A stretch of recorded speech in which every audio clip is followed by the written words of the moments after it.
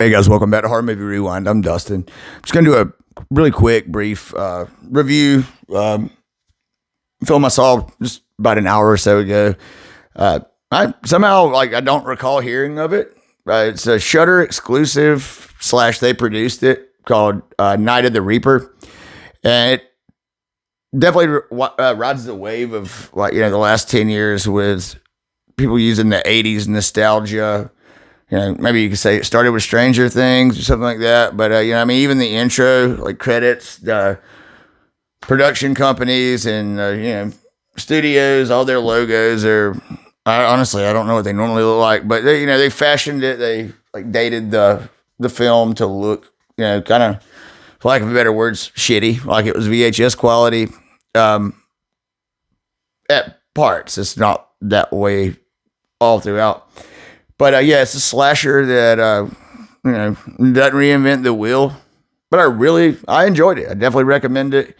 Again, there's spoilers, but it's the classic babysitter trope with a couple of twists. Like someone's in the house kind of vibe, and you got a extended cold opening scene, and again, the spoilers, but it kind of duped me on it because I didn't watch the trailer for it. Maybe it wouldn't be a surprise to everyone else.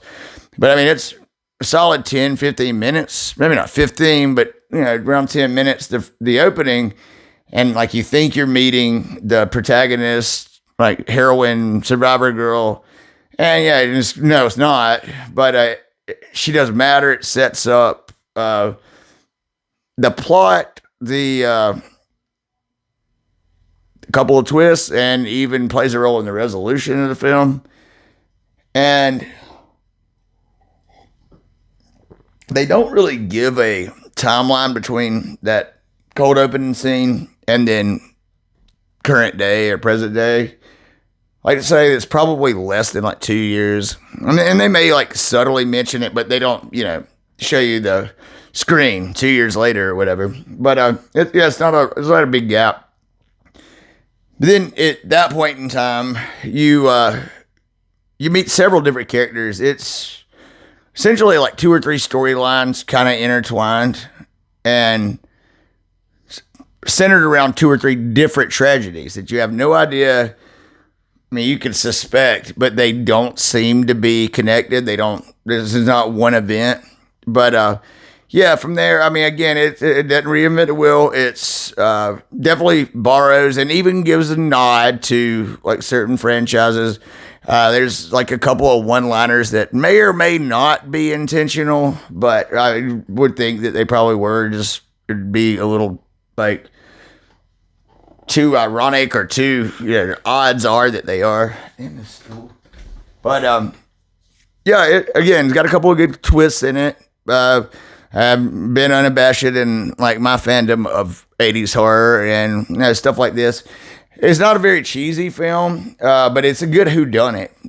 You want to find yourself at points suspecting that this person is involved or these people are involved. And so in that sense, it's smart enough to keep you guessing. And I think it delivers in the end. Maybe, again, it's no Seven or anything like that. It's not just a mind-blowing reveal. But for an hour and 30 minutes, I thought this was a pretty fun movie. Especially considering you're using all these tropes and all these things that have been done time and time again. There is a lot of films that it really reminds me of, and they're not necessarily all 80s films.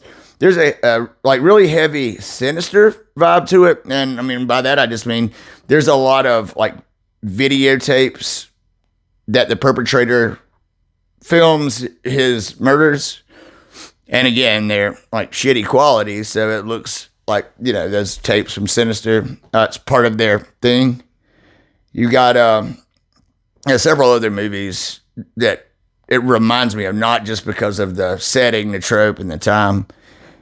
But yeah, that's pretty much it. I just wanted to talk about it. I don't really look up anyone else's stuff, but I don't know how out there this movie was, because I look at horror news every day, and I mean, I'm not perfect. Maybe I missed something, but I wasn't anticipating it. Let's put it that way. I'm glad I watched it. So yeah.